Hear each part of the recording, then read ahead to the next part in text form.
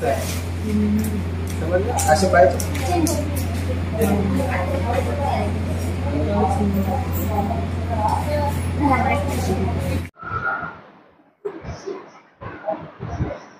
जे काही आपले कर्म, त्या कर्माबद्दल सिद्धांत काही जे बुद्धाने सांगितलेला आहे, तर हा बुद्धाचा हेतू सिद्धांत इथपर्यंत आपण बघितलं होतं. आज धम्माबरोबर अधम्म काय आहे हे आज बघायचं आहे. त्यामध्ये दैवी चमत्कृतीवर विश्वास ठेवणे म्हणजेच अधम्म. म्हणजे जे काही दैवानं होते किंवा जे काही कोणीतरी आपलं काहीतरी करणार आहे किंवा आपलं जे काही सर्व जीवनमान कोणाच्या तरी हातामध्ये आहे किंवा काहीतरी चमत्कार घडणार आहे, अशा गोष्टीवर विश्वास ठेवणं म्हणजेच अधम्म, जे धम्माला अनुसरून नाही. जेव्हा जेव्हा एखादी घटना घडते तेव्हा ती कशी घडली, त्याचे कारण काय आहे हे जाणण्यासाठी मनुष्य मात्राला आवश्यकता वाटते.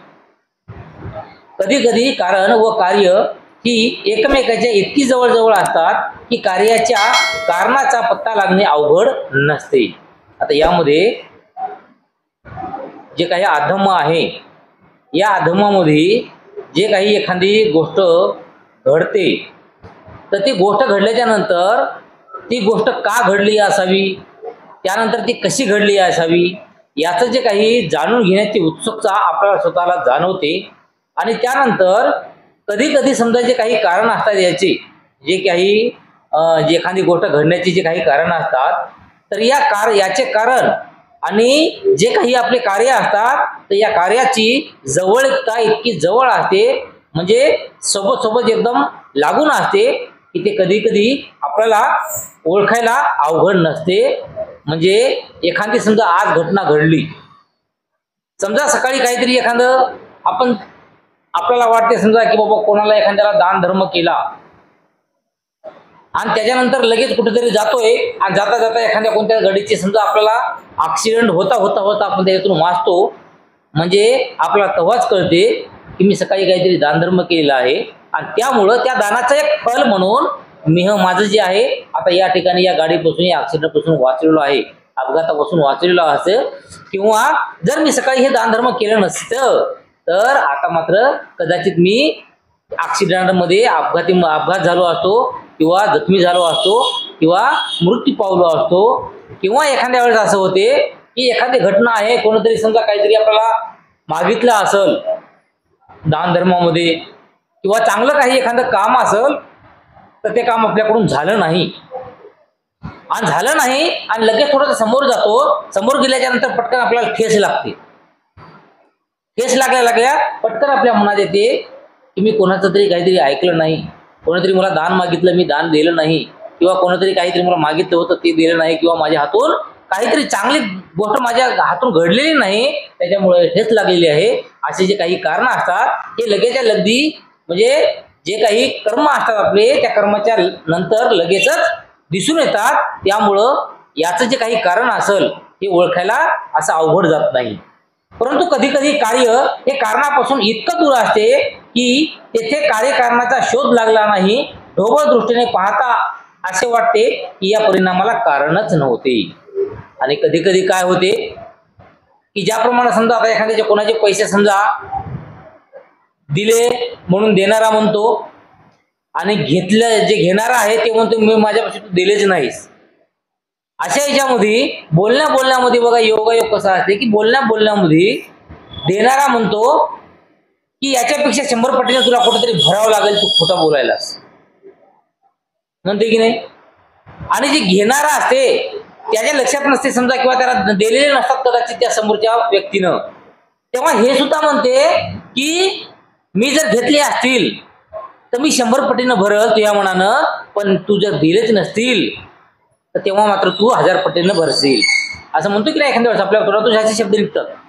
आणि असं झाल्याच्या नंतर काही दिवसाच्या नंतर, बरेच दिवसाच्या नंतर ज्याला 2 दिवस, 8 दिवस, 15 दिवस, महिनाभर लागते किंवा 6 महिने लागतात, अशाच्या नंतर एखादं याच्या घरचं बिमार पडला असेल किंवा त्याच्या घरचं बिमार पडला असेल आणि दवाखान्यामध्ये जेव्हा जास्त पैसा लागत असेल ना, तर तेव्हा तो एकांतामध्ये बसून विचार करतो की ही बिमारी आली कुठून, कशी काय, माझ्याच मागं काय लागली. आणि प्रत्येक जण म्हणतो की प्रत्येक जी बिमारी आहे ना, त्या प्रत्येक बिमारीला म्हणतो की कोणतीही बिमारी आली तर चालेल, पण ही बिमारी नको आहे. आणि अशामध्ये जेव्हा विचार करू लागतो ना, मग तेव्हा ते आपल्या भूतकाळामध्ये जाते. आणि भूतकाळामध्ये गेल्याच्या नंतर कोणी भूतकाळामध्ये जाते तर त्याला ती आठवण राहते, म्हणून त्याला समजते अरे कधीतरी असं असं झालं होतं. आणि कधी कधी कोणाला आठवण बी राहत नाही, त्याच्यामुळे ते फक्त विचार करत बसतो. पण ज्याला आठवण येते ते काय म्हणते की मी तेव्हा मी याला असं असं बोललो होतो, तेव्हा खरंच मीच खोटं होतो काय की. म्हणजे पैसे देणारा म्हणते मी पैसे दिले नाही काय की बहुतेक, आणि पैसे घेणारा बी म्हणते की मी घेतले काय की पैसे, पण माझ्या आठवणीत नव्हतं, मी त्याला बोलून गेलो आणि त्याचं फळ आज मला मिळत आहे. अशा प्रकारचे काही कारण जे असतात एक आपल्या कर्मापासून खूप लांब असतात, परंतु कर्माचं फल हे निश्चित असते. तेव्हा असा प्रश्न उत्पन्न होतो की ही घटना घडली कशी. म्हणजे लय दिवसाच्या नंतर समजा असं काही घडलं, जसं दवाखान्याचं मी उदाहरण सांगलं, तर तेव्हा असं काही घडते, तेव्हा आपण विचार करतो की ही गोष्ट घडली कशी. अशा वेळी सर्वसामान्य उत्तर असे असते की ही घटना काहीतरी दैवी कारणाने म्हणजे चमत्काराने घडली असावी. म्हणजे याच्यामध्ये वेगवेगळे लोक निष्कर्ष काढतात आणि भगवान बुद्धाच्या पूर्वजांनी या प्रश्नाचे विविध प्रकारे उत्तर दिलेले आहे. पखुद कच्चान हा प्रत्येक घटनेला कारण असल्याचे मानित नसे, तो म्हणत असे घटना कारणाविना स्वतंत्रपणे घडत असतात. तर जो एक व्यक्ती आहे जो पखुद कच्चान नावाचा आहे, तर त्याच्यासोबत जे बी काही घटना घडतात तर तो प्रत्येक घटनेला एक स्वतंत्र अस्तित्व देते की हे माझ्या मागच्या कर्मामुळे घडलेले नाहीत, तर हे योगायोग आहे किंवा माझ्या कर्माचं फळ नाही, हे नैसर्गिक आहे असं तो मानतो. आणि मख्खली घोषर मानत असे की घटनेला कारण असले पाहिजे, परंतु तू असा प्रचार करीत असे की ते कारण मानवी शक्ती बाहेर कुठेतरी प्रकृती, अनिवार्य आवश्यकता, वस्तुजातातील अंतर्गत नियम, पूर्वनियोजित दैव अशासारख्या गोष्टी शोधले पाहिजे. आणि ज्याप्रमाणे पखुद कच्चान यांनी सांगितलं होतं त्याप्रमाणे दुसरा एक व्यक्ती आहे जे मख्खली घोषल, हा काय सांगत गेला की एखादी काही गोष्ट आपल्यासोबत घडते तर ही गोष्ट समजा प्रकृतीशी काही घेणं देणं असणारी असते किंवा एखादी आवश्यकता असते की ते घडायला पाहिजे, कोणत्या ना कोणत्या अर्थी ते घडायला पाहिजे, त्यामुळे तर घडते. किंवा वस्तू जातावर अंतर्गत काही नियम असतात, त्या नियमामुळे घडते. तर काही पूर्वनियोजित असते, म्हणजे म्हणतात ना त्याला ते विधीचं विधान, तर त्याप्रमाणे काही पूर्वनियोजित असते, म्हणून तसे ते घटना आपल्यासोबत घडते. अशासारख्या गोष्टी शोधल्या पाहिजेत असं तो म्हणतो. भगवान बुद्धाने अशा सिद्धांताचे खंडन केले. त्यांचे म्हणणे असे की प्रत्येक घटनेला कारण असते, एवढेच नव्हे तर प्रत्येक कारण हेही मानवी अथवा प्राकृतिक कारणाचा परिणाम आहे. तर जे या दोन व्यक्तीने जे काही सांगितलेलं आहे की काहीतरी प्रकृतीचा नियम किंवा काहीतरी जे सांगितलेलं आहे, तर याला भगवान बुद्धानं मात्र या गोष्टीला खंडन केलेलं आहे. आणि भगवान बुद्ध काय म्हणतात की जे काही असे कारण घडतात तर त्या प्रत्येक कारणाला काहीतरी वेगळं कारण असते, म्हणून तसे कारण घडते. आणि एवढेच नव्हे तर प्रत्येक कारण हेही मानवी आणि प्राकृतिक कारणाचा परिणाम आहे. म्हणजे मानवाचं जे काही कर्म असेल तर याचा ते परिणाम राहते असं बुद्ध सांगतात. काळ, प्रकृती, अनिवार्य, आवश्यकता इत्यादींना कोणत्याही घटनेचे कारण मानणे याला त्याचा विरोध होता.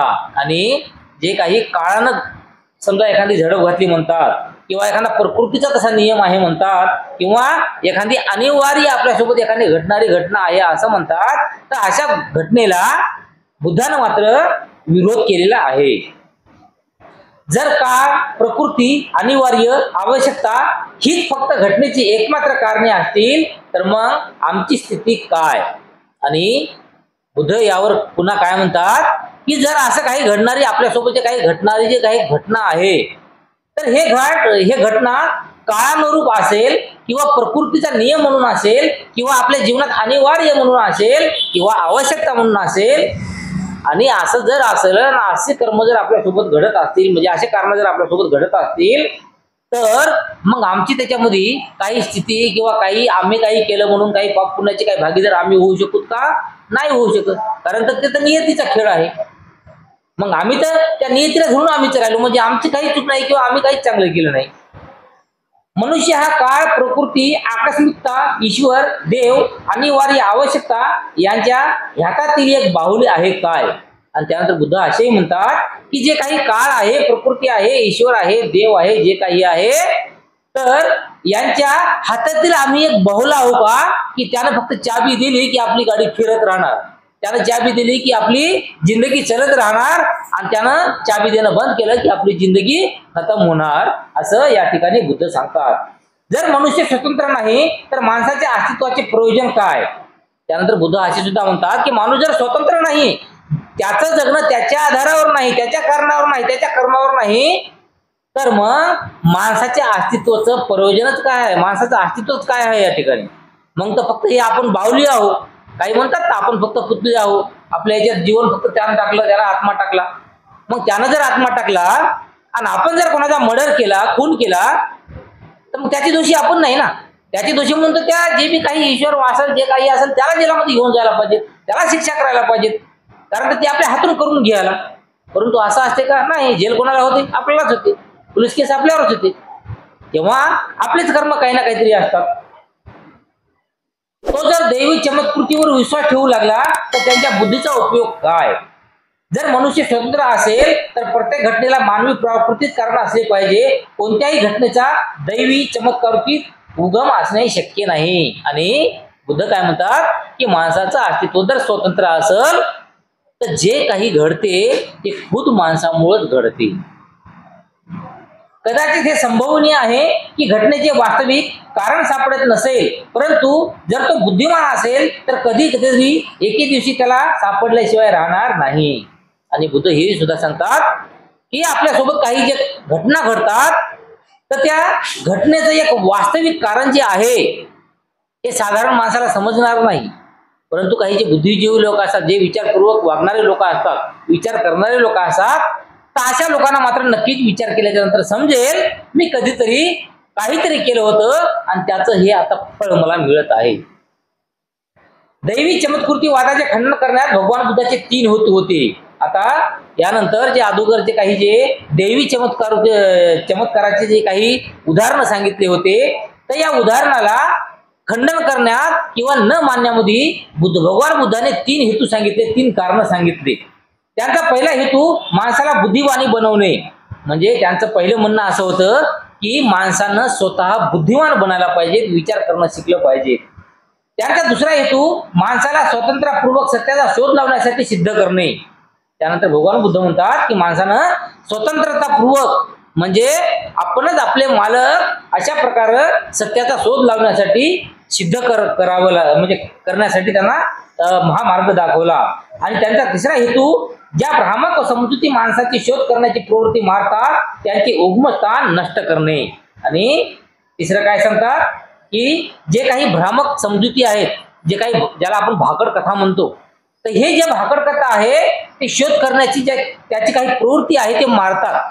म्हणजे आपण जे काही चांगलं विचार करायला पाहिजे त्याच्यावरती मात करतात. जे भाकड कथा म्हणजे पूर्वी काहीतरी आपण ऐकलेलं असते, पूर्वी काहीतरी ऐकलेले असल्यामुळं जर एखाद्या बार आपण संध्याकाळच्या रात्राच्या कुठं जर जात असोल आणि जाता जाता आपल्याला तेव्हा लक्षात येते की मी लहान होतो आणि लहान असताना माझा वडील, माझे आजा, आजी, काका, चुलते जे काही असतील त्यांना मला गोष्टी सांगत गेले की भूत राहते आणि या झाडावर भूत फिरते आणि ते भूत आपल्या पाठीमागं लागते, ते कधी कधी दिसत नाही, कधी कधी चकवा बनते, अशा जी गोष्टी बघतो. किंवा ते एखाद्या झाडावर राहते, जास्त करून झाडाची फांटी मोडते वगैरे वगैरे, अशा गोष्टी आपण ऐकलेल्या असतात. तर हे गोष्टी तेव्हा आपल्याला लक्षात येतात, लहानपणीच्या गोष्टी तेव्हा लक्षात येतात. आणि तेव्हा चालता चालता आपण जेव्हा एकटो असतो, अंधार असते ना, त्या अंधारात हे गोष्टी लक्षात आल्या की लगेच शंकेचं भूत आपल्या मनामध्ये निर्माण होतं आणि चलता चलता बाजूने एखादा कोणता किडा चालला असेल एखाद्या पानावरून, त्या पानाचा आवाज झाला की लगेच आपल्या मनामध्ये आधी भूत आलं की का येते की. किंवा चलता चलता एखादी हे काय म्हणतात ते घुबड वगैरे एखाद्या झाडावर जर ओरडत असेल, पटकन लक्षात येते की घुबड्याच्या गोष्टी लहानपणी सांगलेल्या असतात, भूत असते, हे असते, ते पटकन लक्षात येते, भूत तर नाही ना, मागं तर लागणार नाही ना, माझ्या गळ्यावर तर बसणार नाही ना. तर अशा प्रकारचं हे जुन्या गोष्टी आठवणी येतात आणि हे जे आठवणी आहेत तर हे आठवणी चांगल्या गोष्टी आपल्याला विचार करण्यासाठी जे लागतात ना तर त्याच्यावर ते मात करतात आणि चांगली गोष्ट आपल्याला मनाला जे मन जे आहे ना मन ते काबूज करते आणि आपल्या मनाला चांगल्या गोष्टी किंवा चांगला विचार करू देत नाहीत तर त्याच्यावर ते वर्चस्व मिळतात की भूत भूत भूत भूत भूत भूत आणि त्यामुळं माणसाला आपल्या मनातच भूत लागून जाते. याला बुद्ध धर्माचा कम्म सिद्धांत अथवा हेतुवाद म्हणतात. म्हणजे यालाच काय म्हणतात की जे काही धम्माचा कर्माचं जे काही सिद्धांत असेल किंवा जे काही हेतू असेल हे म्हणतात. हा हेतुवाद बुद्ध धर्माचा मुख्य सिद्धांत आहे. तो बुद्धिवाद शिकवितो आणि बुद्ध धर्म बुद्धिवादापेक्षा वेगळा नाही. याच कारणास्तव दैवी चमत्कृतीची पूजा अधम्म मानली जाते आणि हे सर्व असल्या कारणानं जे काही दैवी चमत्कार कृती आहे तर ही चमत्कार कृती खोटी मानल्या जाते किंवा हा अधम्म मानल्या जाते जो माणसाच्या कल्याणाचा नाही आहे धम्माचा नाही आहे किंवा काहीतरी गुणकारी नाही आहे असं या ठिकाणी भगवान बुद्धाने सांगितलेलं आहे. यानंतर ईश्वरावर विश्वास हे धम्माचे आवश्यक अंग नव्हे. म्हणजे बुद्ध यानंतर हे सुद्धा सांगतात की जे काही ईश्वर आहे स्वतः ईश्वर असेल किंवा ईश्वराचा पुत्र मानणारा कोणी जर असेल तर त्यावर विश्वास ठेवणं हे धम्माचे आवश्यक अंग नव्हे. हे जग कोणी निर्माण केले हा एक सर्वसामान्य प्रश्न आहे. हे जग ईश्वराने निर्माण केले हे त्याला एक सर्वसामान्य उत्तर आहे. आता साधारणतः एक जनरल प्रश्न म्हणून समजा कोणाच्या मनामध्ये प्रश्न आला की हे जग कसं काय निर्माण झाला असेल तर प्रत्येकाच्या लक्षात येते की या प्रकृतीला या दुनियेला बनवणारा कोणी ना कोणतरी ईश्वर आहे. हा साधारणतः एक नियम आहे हे प्रत्येकाच्या लक्षामध्ये येते. ब्राह्मणीय योजनेत या ईश्वराला प्रजापती ईश्वर ब्रह्मा महाब्रह्म इत्यादी नावं आहेत आणि जे काही ब्राह्मणीय जे काही शिक्षण आहे किंवा काही ब्राह्मणाचे जे काही योजना आहेत तर त्या योजनेमध्ये फक्त हेच सांगितलेलं आहे की ईश्वर आपलं हे सृष्टी जर कोणाने निर्माण केली असेल तर कोण ईश्वरानं किंवा प्रजापतीनं ईश्वर ब्रह्मा किंवा महाब्रह्मा इत्यादीने हे सृष्टी निर्माण केली आहे असं आपल्या समोर येते. हा ईश्वर कोण आहे आणि तो कसा अस्तित्वात आला या प्रश्नाला तेथे उत्तर नाही. परंतु हे तर आपल्या लक्षात येते कोणत्या तरी ईश्वरानं ही पृथ्वी उत्पन्न केली म्हणून आज सगळं काही चलत आहे. परंतु कोणा जर प्रश्न विचारला की हा जो ईश्वर आहे हा कोण आहे कोठा आहे कसा आहे कोण बघितला का त्याचा काही इतिहास आहे का कुठं लिहून आहे का आणि असे प्रश्न निर्माण झाल्याच्या नंतर त्या ठिकाणी फक्त नाही हेच उत्तर आपल्या समोर येते की कोणीही ईश्वर बघितला नाही कोणीही काही हे सृष्टी निर्माण करणारा बघितला नाही त्याची कोणी आकृती कोण बघितली नाही त्याचं कोणी विधान कोण लिहून ठेवलं नाही. जे लोक ईश्वरावर विश्वास ठेवतात ते त्याचे वर्णन सर्वशक्तिमान सर्वव्यापक आणि सर्वज्ञ असे करतात आणि जे काही लोक ईश्वरावर जे काही भरोसा ठेवतात विश्वास ठेवतात तर ते लोक हे ज्या ईश्वराचं जे काही वर्णन करतात ना फक्त ते एवढंच म्हणतात की ते सर्वशक्तिमान आहे म्हणजे सर्व शक्ती त्याच्याकडे आहे आणि सर्व व्यापक आहे सर्वांचं मनातलं सुद्धा जाणून घेणारा तो आहे असं म्हणतात. ईश्वराच्या ठिकाणी काही नैतिक गुण असल्याचेही सांगतात. असे म्हणतात की ईश्वर शिव न्यायी आणि दयाळू आहे. आता या ठिकाणी जर ईश्वराचं काही जर हे सांगत असतील रूप सांगत असतील किंवा त्यांचे काही नैतिक गुण सांगत असतील की हा ईश्वराने ही पृथ्वी तयार केली किंवा ही सृष्टी निर्माण केली तर त्या ईश्वराला असे म्हणतात की तो ईश्वर किंवा शिव याचा अर्थ काय होते की चांगला. शिव म्हणजे चांगला. तसं कल्याणकारी शिव याचे दोन अर्थ होतात. जसं काही चांगला किंवा कल्याणकारी काही जे आहे त्याला शिव म्हणतात आणि त्याबरोबरच काही न्यायी आहे आणि दयाळू आहे अशा प्रकारचं एक चित्र आपल्या मनामध्ये निर्माण होतं. भगवान बुद्धाने ईश्वराचा सृष्टीकर्ता म्हणून स्वीकार केला आहे काय असा प्रश्न आहे आणि यानंतर हे सर्व काही बघितल्याच्या नंतर सर्व काही ऐकल्याच्या नंतर विचार केल्याच्या नंतर प्रत्येकाच्या मनात एक प्रश्न पडतो की भगवान बुद्धाने सुद्धा ईश्वराचा सृष्टीकर्ता म्हणून काही स्वीकार केलेला आहे का किंवा भगवंताच्या मनात आहे का असं की या सृष्टीचा निर्माता कोणतरी ईश्वर आहे.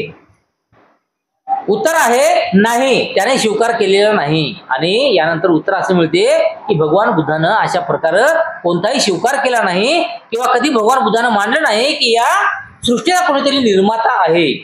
अशी अनेक कारणे आहेत की ज्यासाठी त्याने ईश्वराच्या अस्तित्वाचा सिद्धांत मान्य केला नाही. आणि हेच नाही तर अशासारखे बरेच काही सिद्धांत आहेत किंवा बऱ्याच त्यांनी आपल्या धम्म उपदेशामध्ये सांगितलेलं आहे की असा ईश्वर कोणीही नाही. कोणी ईश्वराला पाहिलेलं नाही. लोक फक्त ईश्वरासंबंधी बोलतात. ईश्वर अज्ञात आणि अदृश्य आहे. आणि अशा प्रकारचा जो ईश्वर आहे हा ईश्वर कोणीही बघितलेला नाही आहे. फक्त कल्पना करतात की ईश्वर असा आहे, तसा आहे, फलाना आहे, बिस्ताना आहे म्हणून. कोणीही असे सिद्ध करू शकत नाही की ईश्वराने हे जग रचले.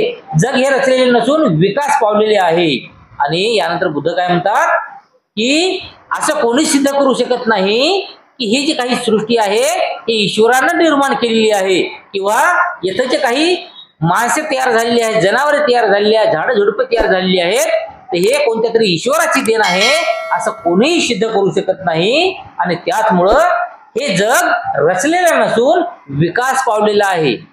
म्हणजे हे कोणीतरी तयार केलेलं नाही आहे, तर हे विकास पावलेलं आहे. विकास पावलेलं म्हणजे एखाद्या बी पासून झाड बनणं, त्या झाडावरला फळ येणं, परत त्याच्यातून बी निघलं आणि ते बी जमिनीवर पडलं आणि परत त्या बी पासून झाड तयार होणं. म्हणजे अशा प्रकारचा जे विकास आहे या विकासाचं हे एक धोरण या ठिकाणी सांगले जाते. ईश्वरावर विश्वास ठेवल्यास काय लाभ आहे? काहीही लाभ नाही. आणि ईश्वरावर जर आपण लाभ ठेवत असेल तर आपला कोणत्याही प्रकारचा लाभ होणार नाही. भगवान बुद्ध म्हणतो की ईश्वराधीन धर्म हे कल्पनाश्रीम धर्म आहे.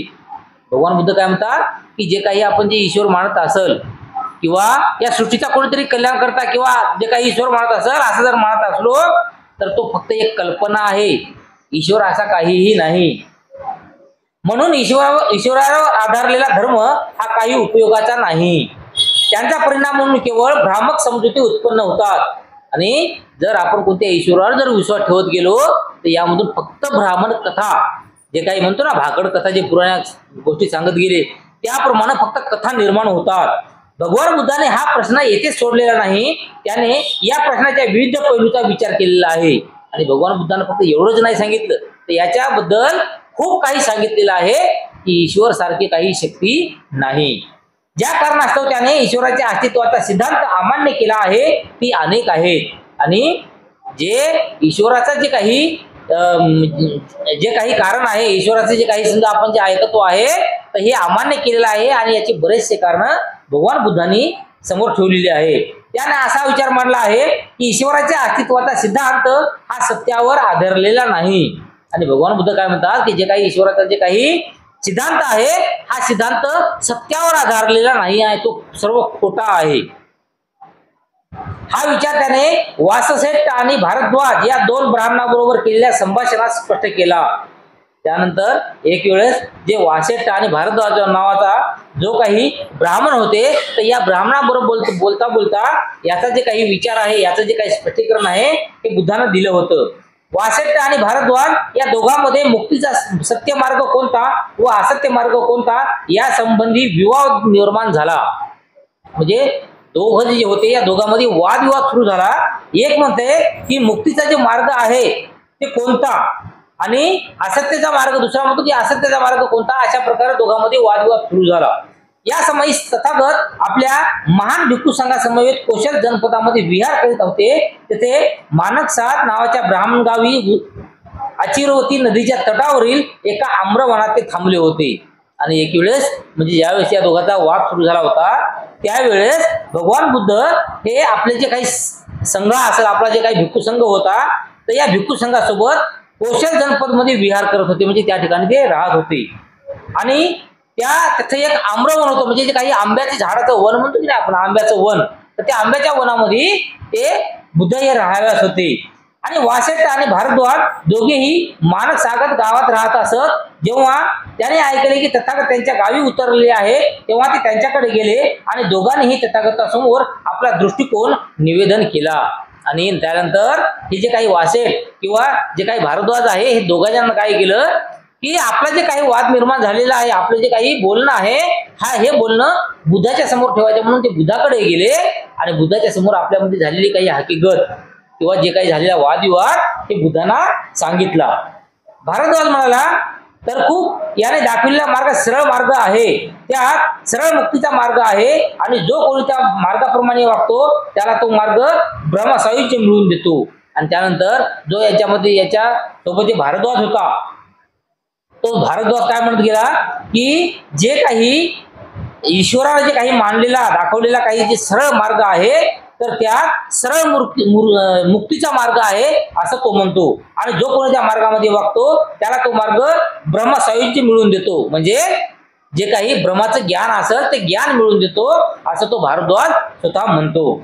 आणि त्यानंतर वासिष्ठ बोलला, हे गौतम, पुष्कळसे ब्राह्मण पुष्कळसे मार्ग दाखवतात. आणि वासिष्ठ काय म्हणते की आतापर्यंत बरेचसे ब्राह्मण आलेले आहेत आणि प्रत्येक ब्राह्मणानं वेगवेगळा अर्थ सांगितलेला आहे, वेगवेगळं कारण या ठिकाणी सांगितलेलं आहे. आदिरू ब्राह्मण, ततिरीय ब्राह्मण, कंचोक ब्राह्मण, त्याचप्रमाणे बिहूवर्गीय ब्राह्मण, हे प्रत्येक जण आपण दाखवलेल्या मार्गाचे ब्रह्मसायुज्य मिळते असे म्हणतात. आणि हे अशा प्रकारचे जे काही नावं सांगलेली आहेत या ठिकाणी, तर या प्रत्येक ब्राह्मणानं आपलं वेगळं काहीतरी उपदेश दिलेला आहे किंवा वेगळं काहीतरी कारण सांगितलेलं आहे. तर ते प्रत्येकाचे वेगवेगळे कारण आहे, तर मग आपण कोणाचं कारण मानायचं असं सुद्धा वासिष्ठ या ठिकाणी म्हणतो. ज्याप्रमाणे एखाद्या गावाला अथवा नगराला अनेक रस्ते असतात तरीही ते सर्व रस्ते त्या गावाला आणून पोहोचवितात, त्याचप्रमाणे त्या ब्राह्मणाने दाखवलेले मार्ग शेवटी ब्रह्मसायुज्याकडे जातात. आता या ठिकाणी जे काही वासिष्ठ आहे की नाही, तर ते काय म्हणते की एखादं नगर आहे आणि त्या नगराला जाण्यासाठी प्रत्येक गावाकडून अलग अलग रस्ते असतात, समजा अलग रस्ते आहेत त्या गावाला जायला. मग प्रत्येक ब्राह्मणानं किंवा प्रत्येक जाणकार माणसानं प्रत्येक अलग रस्त्याची माहिती दिली आणि अलग रस्त्याची दिली, तर मग तिच्यामध्ये कोण खोटं होऊ शकते का? सगळेच खरे असतात, कारण त्यानं त्या नगराला जाण्याचाच मार्ग सांगितलेला आहे. भले समजा प्रत्येकाचे मार्ग वेगळे आहेत पण मार्ग तिथंच जातो, त्यामुळं तो जो काही मार्ग आहे तो सर्वात सरळ आहे असे त्या ठिकाणी वासिष्ठ म्हणतो. भगवान बुद्धाने त्याला विचारले आणि या दोघांचं जे बोलणं झाले त्यानंतर दोघांचं बोलणं ऐकून त्यानंतर भगवान बुद्ध म्हणतात की वासिष्ठ, तुझे म्हणणे असे आहे काय की सर्वच मार्ग बरोबर आहे? वासिष्ठ बोलला, श्रमण गौतम, होय, हेच माझे म्हणणे आहे. म्हणजे भगवान बुद्ध म्हणतात की अलग जाणारे जे मार्ग आहेत ते सर्वच मार्ग बरोबर आहेत का असं तुझं म्हणणं आहे का? आणि त्यावर वासिष्ठ म्हणते की होय. पण वासिष्ठ, या तीनही वेद जाणणाऱ्या ब्राह्मणापैकी एकाचने ब्रह्माचे साक्षात समोरासमोर दर्शन घेतले आहे काय? आणि यानंतर बुद्धाचा प्रश्न काय येतो समोर की सगळेच जर मार्ग सगळे अलग ब्राह्मणानं सांगलेले खरे जर असतील तर हे जे काही 4 ब्राह्मणानं 4 मार्ग सांगलेले आहेत, तर या 4 ब्राह्मणापैकी एकानं तरी ईश्वराला बघितलं आहे काय किंवा त्याचं दर्शन केलं आहे काय? तेव्हा तो वासिष्ठ म्हणतो, नाही गौतमा, नाही. या तीनही वेद जाणणाऱ्या ब्राह्मणाच्या गुरुने तरी ब्राह्मणाला समोरासमोर पाहिलेले आहे काय? त्यानंतर बुद्ध दुसरा प्रश्न करतात की ठीक आहे, त्या ब्राह्मणानं त्या याला बघितलं नसेल, जे काही सृष्टीकर्ता असेल, जे काही ईश्वर असेल त्याला बघितलं नसेल, पण त्यांचे जे काही गुरु आहेत या गुरुनं तरी त्या ईश्वराला बघितलेलं आहे काय? आणि त्यावर सुद्धा ते वासिष्ठ म्हणतो, नाही गौतमा, नाही. कोणीही ब्रह्म पाहिले नाही, कोणाला ब्रह्म साक्षात्कार झाला नाही. वासिष्ठ बोलला, होय, असेच आहे. आणि त्यानंतर बुद्ध काय म्हणाले की कोणीही ब्रह्म पाहिलेले नाही किंवा कोणालाही ब्रह्माचा साक्षात्कार झालेला नाही आहे. आणि त्यावर वासिष्ठ बोलला की होय, असेच आहे. तर मग तू असे कसे मानतोस की हे जे ब्राह्मण सांगतात ते सत्यावर आधारलेले आहे? त्यानंतर बुद्ध काय म्हणतात की जर समजा या 4 ब्राह्मणांनी कोणत्या ईश्वराला बघलं नसेल, त्यांच्या गुरुनं बघलं नसेल, त्यांच्या गुरुनं बघलं नसेल, कोणत्याच गुरुनं बघलं नसेल, तर मग हे खरं आहे हे कशावरून? वासिष्ठ, ज्याप्रमाणे एकमेकांना धरून चालणारी आंधळ्याची माळ असते, त्यातील सर्वांच्या पुढे असलेल्यांना दिसत नाही, मध्यभागी असलेल्यांना दिसत नाही, शेवटी असलेल्यांना दिसत नाही, त्याचप्रमाणे मला वाटते ह्या ब्राह्मणाचे शब्द आंधळ्याच्या शब्दासारखे आहेत. त्यांच्यापैकी पुढे असणाऱ्याला दिसत नाही, मध्यभागी असणाऱ्याला दिसत नाही, अगदी शेवटी असणाऱ्याला सुद्धा दिसत नाही. या ब्राह्मणाचे शब्द उपहासास्पद आहेत. ते केवळ पोकळ व्यर्थ शब्द असून त्यात काही अर्थ नाही. यानंतर बुद्ध काय सांगतात की जर या ब्राह्मणानं त्या ईश्वराला बघितलं नसल, त्यांच्या गुरुनं बघितलं नसल, त्यांच्या बी गुरुनं बघितलं नसल, म्हणजे याचा अर्थ कोणीच बघितलं नसल, तर फक्त गुरुनं एक अज्ञान म्हणून सांगितले, एक भाकड कथा म्हणून सांगला आहे ईश्वर आहे. मग समोर दुसऱ्या एका माणसाला सांगितलं की ईश्वर आहे, पुन्हा त्या माणूस त्याच्या पुढे सांगते की ईश्वर आहे, माझ्या गुरुनं मला सांगलं होतं, पण नेमकं बघितलं कोण नाही. तर अशा प्रकारची जे काही आंधळा माणसाचं इथं उदाहरण दिलेलं आहे की एखादा आंधळा माणूस, जसं आंधळ्या सगळे 2-4 जण आंधळ्याला एकाला धरून चालतात, मात्र सगळेच्या सगळे अंधारात असतात. चालले रस्त्याला सरळ तर ठीक आहे, एखाद्या खड्ड्यात जर पडले तर 4च्या 4ही त्या खड्ड्यात पडतात. तर यासारखं उदाहरण या ठिकाणी बुद्धानं सांगितलेलं आहे. वासेट ही गोष्ट कधीच न पाहिलेल्या एखाद्या स्त्रीवर प्रेम करणाऱ्या माणसासारखी नाही काय? हो, तशीच आहे. वासेटाने उत्तर दिलं असं सुद्धा या ठिकाणी कारण सांगितलेलं आहे. आणि वासेट तर मला सांग, जर लोकांनी तुला विचारले मित्रा, ज्या अति सुंदर स्त्रीवर तू इतके प्रेम करीत आहेस आणि जिची तू वांछा धरीत आहेस, ती आहे तरी कोण? ती क्षत्रिय जातीची आहे की ब्राह्मण जातीची आहे की वैश्य जातीची आहे की शूद्र जातीची आहे? म्हणजे एखादी जर कोणीतरी बाई असेल जी आपल्या मनामध्ये असेल आणि तिला आपण बघितलं नाही, तिच्याबद्दल कोणती कल्पना नाही किंवा कसल्याही बद्दलची तिची माहिती नाही, तर मग असा विचार करून काय फायदा? फक्त ते काल्पनिक विचार आहे. सृष्टीच्या तथाकथित निर्माता महाब्रह्म यांच्या उत्पत्ती संबंधी चर्चा करीत असताना तथागत भरद्वाज आणि वासेट यांना उद्देशून म्हणाला. त्यानंतर जे काही तथागत यांच्या उत्पत्तीसाठी काही बुद्ध या ठिकाणी काही सांगतात की मित्रांनो, तो प्रथम जन्मास येणारा प्राण असतो. मी ब्रह्म आहे, महाब्रह्म आहे, विजेता आहे, अपराभूत आहे, सर्वश्रेष्ठ आहे, सर्वाधिकारी आहे, मालक आहे, निर्माता आहे, रचणारा आहे, मुख्य आहे, व्यवस्थापक आहे. मीच माझा स्वामी आहे आणि जे आहेत ते पुढे होणारे आहेत त्यांचा मी जनक आहे. माझ्यापासून हे सर्व प्राणी जन्मास आलेले आहे. तर या ठिकाणी जे काही ईश्वर हे फक्त सांगत आहे समजा की मी आहे, आणि त्याच्यानंतर दुसरा त्याचा कोणीतरी पुत्र तयार होतो, ते म्हणतो मी ईश्वर आहे, आणि त्याच्यानंतर पुन्हा दुसरा कोणता तरी पुत्र निर्माण होतो, तो म्हणते मी ईश्वर आहे. अशा प्रकारचं काही जे भाकड कथा आहे, जे गोष्ट लांबत समोर जाते. यांचा अर्थ असा आहे की जे आज आहेत आणि भविष्यकाळात होणारे आहेत त्यांचा ब्रह्मा हा पिता आहे. आणि याचा अर्थ काय सांगतात की जे काही आज लोक आहेत किंवा भविष्य काळामध्ये जे काही होणार आहे त्यांचा ब्रह्मा हा पिता आहे. तुझे म्हणणे असे आहे की पूज्य विजेता अपराभूत जे आहेत आणि होणारे आहेत त्यांचा जनक, त्यांच्यामुळे सर्वांची उत्पत्ती झाली असा जो ब्रह्म तो स्थायी आहे, सतत राहणारा आहे, नित्य आहे, अपरिवर्तनशील आहे, तो अनंत काळ असाच राहणारा आहे. तर मग या ब्राह्मणाने उत्पन्न केलेले आम्ही इहलोकी येऊन अस्थायी, अनित्य, परिवर्तनशील, अल्पजीवी व मरणधर्मी का झालो? त्यानंतर भगवान बुद्धानं काय प्रश्न निर्माण केला की आपल्याला निर्माण करणारा जर ईश्वर हा हजारो वर्ष जोपर्यंत पृथ्वी आहे तोपर्यंत जर टिकणारा आहे, तर त्या ईश्वरानं जे निर्माण केलेला माणूस आहे या माणसाला अस्थिरता काय आहे, अल्पजीवी का आहे, किंवा त्या माणसाला मरण का आहे? त्या माणसाला सुद्धा ज्या ईश्वराने निर्माण केले त्या ईश्वरासारखं राहायला पाहिजेत ना. जसा ईश्वर कधीच मरत नाही त्याप्रमाणे माणसाला बी कधीच मरायला नाही पाहिजेत. या पृथ्वी सृष्टीवरच्या, जमिनीवरच्या, पृथ्वीवरच्या जे बी काही गोष्टी आहेत ते गोष्टी कधीच नष्ट व्हायला नाही पाहिजेत, परंतु हे गोष्टी तर नष्ट होतात. मग तो आपला करता कसा होऊ शकतो? तर या प्रश्नाला वासेटाजवळ उत्तर नव्हते. आणि असं बोलल्याच्या नंतर वासेटजवळ हा शांत चूप राहिला. तथागताचा तिसरा विचार हा ईश्वराच्या सर्व शक्तीने संबंधी होता. जर ईश्वर सर्व शक्तिमान आहे आणि सर्व सृष्टीचे तो बलवत्तर कारण आहे, तर त्यामुळे मानवाच्या मनात काही कार्य करण्याची स्वतःची अशी इच्छा असणे शक्य नाही. तर या ठिकाणी बुद्ध काय सांगतात की जर आपला कोणी ईश्वर कर्ता आहे आणि करविता आहे, म्हणजे तो आपल्याला तयार करतो आणि आपल्याला जगण्याचं सुद्धा ते शिकवतो. म्हणजे रिमोट सगळं रिमोट काय म्हणतात चाबी त्याच्या हातामध्ये आणि आपण फक्त पुतळा आहोत.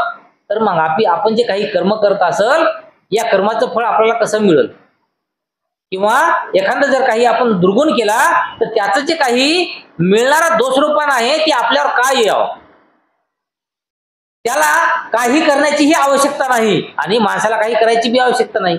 माणसाला काम करायची गरज नाही, तो आपल्याला तयार करणार आहे ना आणि तोच जगवणार आहे. मग तोच जगवणार असल्याच्या नंतर आपण मर मर मर मर कशाला काम करायचे. ऑटोमॅटिक संध्याकाळची वेळ झाली की त्यांना 2-4 भाकरी आपल्याकडे पाठवायला पाहिजेत. सकाळ झाली तेव्हा 2-4 भाकरी आपल्याकडे पाठवायला पाहिजे. तुमच्या घरात माणसं किती, 4 माणसं आहेत, मग 2-2 भाकरी म्हणजे 8 माणसं, हे घ्यावर तुमच्याकडे 8 भाकरी. असं होते का? नाही होत. कर्म तर आपल्यालाच करावं लागतात. काही करण्याची त्याला इच्छा किंवा प्रयत्न करण्याचे संकल्पही पुरणार नाही. यामुळे मनुष्य प्राणी म्हणजे या जगातील कोणतेही कार्य ज्याला करावे लागत नाही असा एक निष्क्रिय प्राणी ठरेल. आणि असे जर आहे तर ब्राह्मणाने माणसाला निर्माणच का केले. आणि जेव्हा माणूस फक्त जन्माला घालतो तो, त्याच्यानंतर लहानाचं मोठं करतो तो, खाऊ घालतो तो, राहण्याचं जे काही सर्व काही जे आहे ते करतो तो, आणि सर्व तो काय करतो, तर मग त्याला तिथे एकटं राहायला पाहिजे ना. त्यानं माणूस तयारच कशाला केला जेव्हा माणसाला काही करायचीच गरज नाही. माणसाला स्वतःचं जे पोट दिलं ते पोटामध्ये खाण्यासाठी सुद्धा तोच देतो. मग माणसाला ते जे खाण्यासाठी लागतं ते सुद्धा कमवण्याची गरज नाही. मग माणसाला जर काहीच करायची गरज नाही तर मग माणसाला तयारच तरी कशाला केलं. त्या ईश्वराने तयार राहायला पाहिजे होतं. काय गरज होती माणसाची? काहीच गरज नाही. यालाही वासेटाजवळ उत्तर नव्हते. तथागताचा चौथा विचार असा होता की जर ईश्वर शिवस्वरूप आहे, जर माणसे खुनी, चोर, व्याभिचारी, खोटे बोलणारी, निंदक, बकवास करणारी, लोभी, द्वेषी, विकृत अशी का होतात, यांचे कारण ईश्वरच असला पाहिजे. आणि या ठिकाणी हे सुद्धा सांगतात की जर आपल्या जीवनाची चाबी जर त्या ईश्वराच्या हातामध्ये असेल तर आपण खोटे कसे बोलत असू, आपण कोणाचा खून कसा करू, किंवा आपण व्याभिचारी कसे होऊ, किंवा आपण खोटे कसे बोलू, किंवा जे काही आपल्या मनामध्ये निर्माण होणारा काही जे बकवास असेल, जे काही लोभ असेल, दोष असेल, तर या दोषाचे कारण आपण नाही. तर या आपल्या मनामध्ये निर्माण होणाऱ्या दोषाचे कारण कोण आहे? तो ईश्वर आहे. मग आपलं काय याच्यामध्ये दोष आहे? आणि शिवस्वरूप ईश्वराच्या अस्तित्वात हे कसे शक्य आहे? आणि जे काही शिवस्वरूप आहे, जे काही सत्याचा जे काही हे आहे, ईश्वर आहे, तर यांच्या अस्तित्वात हे कसं काही शक्य होऊ शकते की तयार करणारा तो आणि कर्म मात्र आपण आपल्यालाच करावं लागतं. तथागताचा पाचवा विचार ईश्वराने सर्वज्ञता, न्यायीपणा, दयाळूपणा या संबंधात होता. आता यानंतर जे काही पाचवा विचार सांगलेला आहे तथागत बुद्धांनी, जर कोणी महान सृष्टीकर्ता असेल आणि तो न्यायी व दयाळू असेल तर मग जगात इतका अन्याय का फैलावतो. आता सगळेजण म्हणतात ना की आमच्या जीवाची काळजी त्यालाच आहे, तो दयाळू आहे, तोच आपली किमया करणारा आहे, आपल्यावर आलेलं संकट ओढवणारा तेच आहे, किंवा ते संकट घालणारा तोच आहे. आणि सगळं जर तेच असेल तर आता या जगामध्ये जे काही थैमान घातलेलं आहे बघा, दोषारोपानं जे काही दोष असतील, जे काही गुंड प्रवृत्तीचे काही हे असतील, किंवा जे काही अन्याय होत असलेला असेल, तर हे अन्याय जसं आता आपण उदाहरण सांगतोय की त्या 2-4 पोराला पकडून घेऊन जात होते. मग हे तर ते जे पकडून घेऊन जातो त्याचा दोष नाही आहे, हे त्या ईश्वराचा दोष आहे. त्या ईश्वराने त्याला सांगितलेलं आहे की जा 2-4 पोरं पकडून घेऊन ये. बरोबर आहे की नाही? मग असं म्हणलं तर त्या बाहेरला जे काही माणसं असतील त्या माणसाला पोलिसवाल्यांना, कानूनवाल्याला काही सजा द्यायला पाहिजे का नाही? कानूनवाल्याला कोणाला शोधायला पाहिजे? ईश्वर कुठं आहे? ईश्वरानं सांगितलं त्याला. असा प्रश्न तथागताने केला. ते पुढे म्हणाले, ज्याला दृष्टी आहे त्याला सभोवतावर क्लेशवाने दृश्य दृष्टीत पडेल. ब्रह्म आपली रचना का सुधारित नाही? आणि याचप्रमाणे जर कोणीतरी या सृष्टीचा निर्माता आहे आणि सृष्टी ही खूप चांगली आहे, निसर्ग खूप चांगला आहे आपण असे म्हणतो, परंतु अशा निसर्गाच्या सानिध्यामध्ये एखाद्या सृष्टीमध्ये कुठेतरी आपल्या घराच्या बाजूला किंवा कुठेतरी रोडच्या बाजूला घाण पसरते. मग हे घाण जे पसरते आहे आणि हा जर ईश्वर आहे, या ईश्वराच्या सर्व यानं जर होत असेल तर मग हे ईश्वर ही घाण साफ का करत नाही? सर्व जग क्लीन का करत नाही? साफ का करत नाही? केर कचरा उचलत का नाही? सर्व सृष्टी त्यानं स्वच्छ ठेवायला पाहिजे. जिला मर्यादा नाही अशी त्यांची शक्ती व्यापक असेल तर त्यांचे हात कल्याण करण्यासाठी पुढे का सरसावत नाहीत. आणि अशा प्रकारचं जे काही कल्याण करायचं आहे असं कल्याण करण्यासाठी त्याचे हात पुढे का प्रसावत नाहीत. म्हणजे एखादा जर भिकारी असेल त्याला भीक मागायची का जरूरत पडते. एखादा गोरगरीब असते तर त्या गरीबाला मर कष्ट का करावे लागतात. आणि एखादा जो धनवान राहते त्या धनवानाला तर मात्र कष्ट करण्याची गरजच नाही. त्याच्याकडे मोजता येत नाही एवढी संपत्ती त्याच्याकडे. आणि गरीबाकडे म्हणलं तर 24 तास काम केलं तर संध्याकाळची त्याच्या घरची चूल पेटणारी आहे. तर असं वातावरण का निर्माण होते असं या ठिकाणी बुद्ध म्हणतात. त्याने निर्माण केलेली सृष्टी दुःखभोगातच का बुडालेली आहे. तो सर्वांना का सुख देत नाही. आणि जर आपल्या सृष्टीचा रचनाकार असेल कोणी ईश्वर जर असेल तर त्या ईश्वरानं प्रत्येक जणाला फक्त सुखच द्यायचं. दुःख कशाला द्यायचं. दुःख द्यायचंच नाही ना. दुःख देऊन त्याला तरी काय मिळणार आहे. जर आपल्यावर येणारं दुःख हे जर ते ओढून घेत असेल किंवा ते आपल्यावर दूर करत असेल मग दुःख येऊ देते कशाला. बरोबर आहे की नाही. हा बी विचार करण्यासारखी गोष्ट आहे ना. अफरातफर चोरी अज्ञान का फैलावत राहते. असत्य सत्यावर का मात करते. सत्य आणि न्याय पराभूत का होतात. आणि माझ्या मते अन्यायाला आश्रय देण्यासाठी जग निर्माण करणारा हा तुमचा ब्रह्मा परम अन्यायी ठरतो. त्याप्रमाणे सत्यावर असत्याचा विजय होतो म्हणतात की नाही. म्हणजे अशा याच्यामध्ये तर त्याप्रमाणे मग अशी गोष्ट यायलाच काला पाहिजेत. असे कोणाचे समजा जे काही गुन्हे आहेत ते गुन्हे वाढायलाच काय पाहिजेत.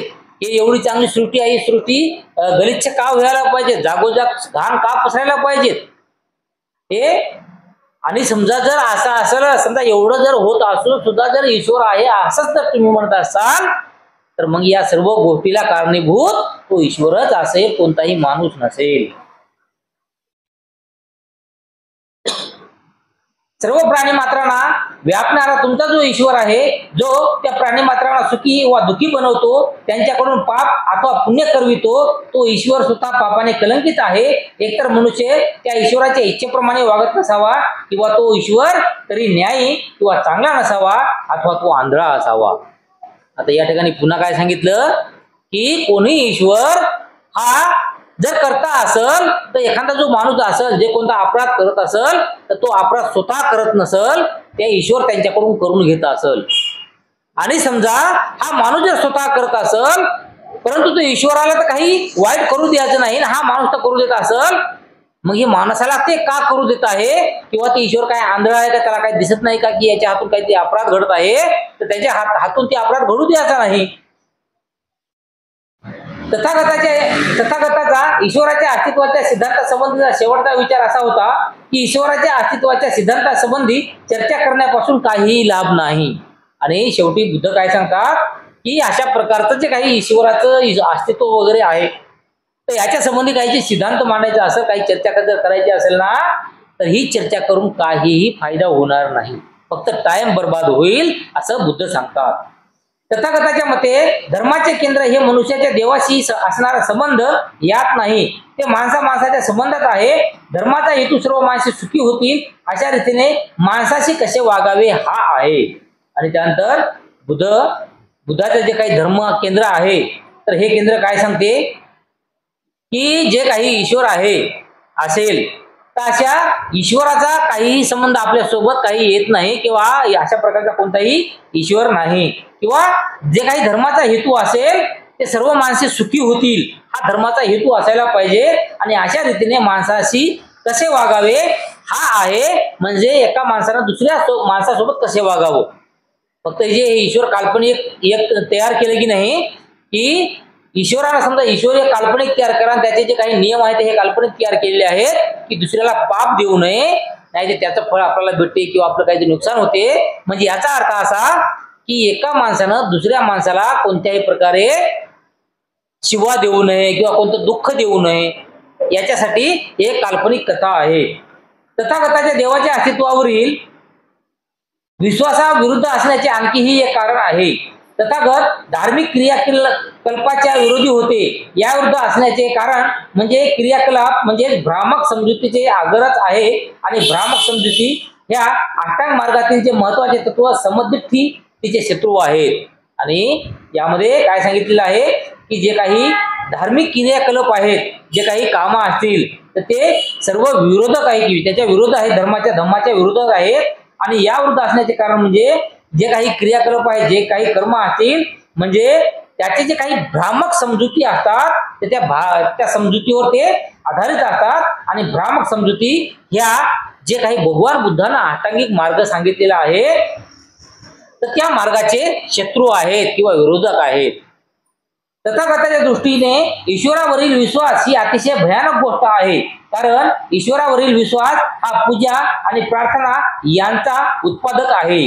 म्हणजे तथागत काय सांगतात की ईश्वर जे आहे तर या ईश्वराचा जे काही दृष्टिकोन निर्माण केलेला आहे तर या दृष्टिकोनमुळं माणसाचं काय होईल, फक्त त्याच्यावर विश्वास ठेवणं किंवा त्याची पूजा करणं किंवा त्या देवाची प्रार्थना करणं एवढंच फक्त आपल्या म्हणजे निर्माण होईल.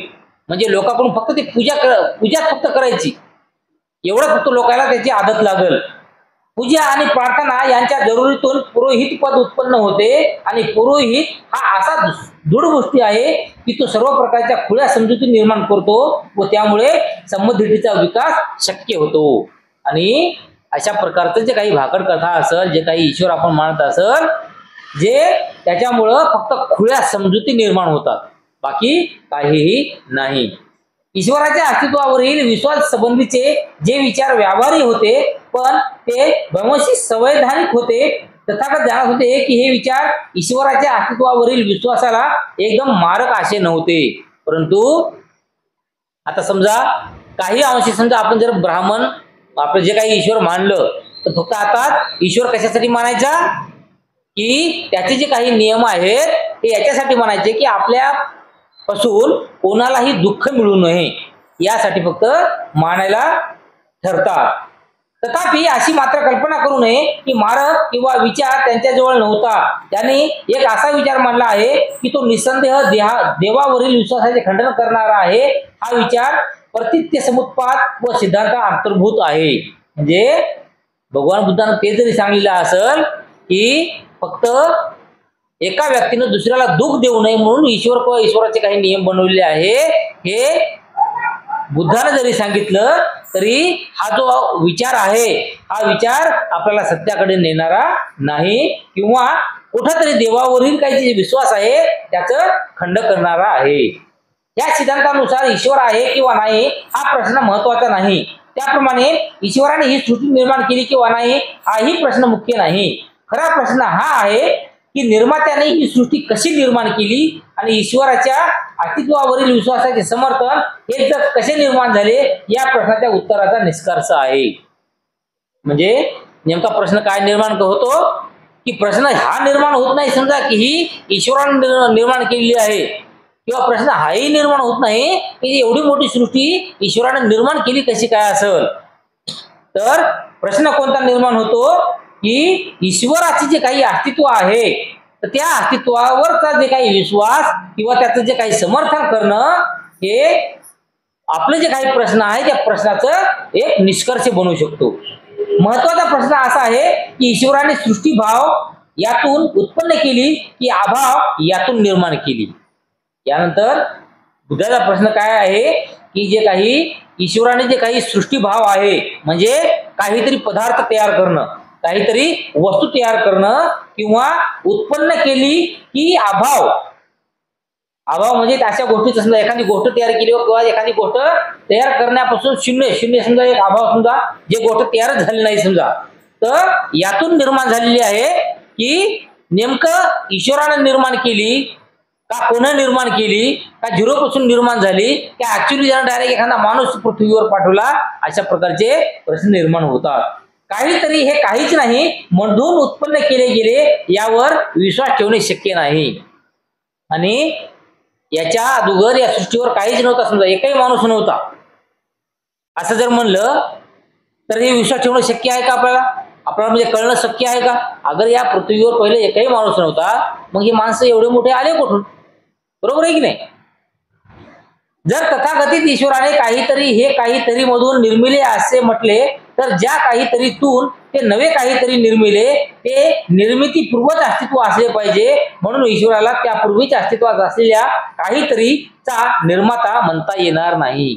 आणि जर एखाद्या वस्तूपासून दुसरी वस्तू तयार होते असं जे काही जग चाललेलं आहे तर या जगाचा अंत पुन्हा बघितला, आणि पुन्हा जगाचा अंतच नाही बघितला तर मग या जगाला निर्माण करणारा जे काही आपण ईश्वर म्हणतो आजच्या काळामध्ये, या ईश्वराचं काय महत्व आहे असं म्हणता येणार नाही किंवा काही त्याचा अर्थ नाही असं या ठिकाणी सांगले जाते.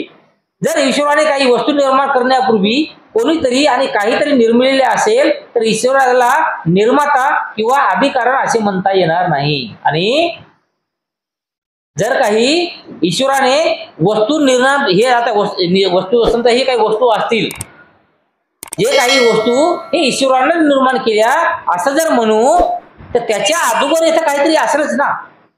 मग त्याच्या अगोदर जे काही येतं आहे हे कोण निर्माण केलं, मग हे मी प्रश्न समोर येतो. ईश्वराच्या अस्तित्वासंबंधीच्या विश्वासाविरुद्ध तथागताचा शेवटचा असा निर्विवाद विचार होता. ईश्वर हा सर्व सृष्टीचा निर्माता आहे हा विश्वास तर्कदृष्ट असल्यामुळे तो अधर्म व तो विश्वास केवळ असत्यावरील विश्वास ठेवतो. आणि अशा प्रकारे जो काही ईश्वर आहे किंवा जो काही सृष्टीचा निर्माता आहे हाच विश्वास जर आपल्याला ठेवायचं झालं तर तो तर्क सुद्धा असल्यामुळे तो अधर्म आहे. म्हणजे याला कोणताही अर्थ नाही किंवा जे काही धम्म देण्यासारखा आहे तसा नाही. आणि तो विश्वास म्हणजे केवळ असत्यावरील विश्वास, म्हणजे एखाद्या खोट्या गोष्टीवर आपण विश्वास ठेवत आहोत असाच काहीतरी आहे. तर अशाप्रमाणे आज या ठिकाणी जे काही सत्य आणि असत्य यांच्यावरचं जे काही सांगितलेलं आहे किंवा जे काही देवी चमत्कार आहे याचं जे काही इथं सांगितलेलं आहे की दैवी चमत्कारावर जे काही आपण विश्वास ठेवणं म्हणजे अधम्म आहे, तर हा धम्म आज या ठिकाणी आपण संपवित आहोत.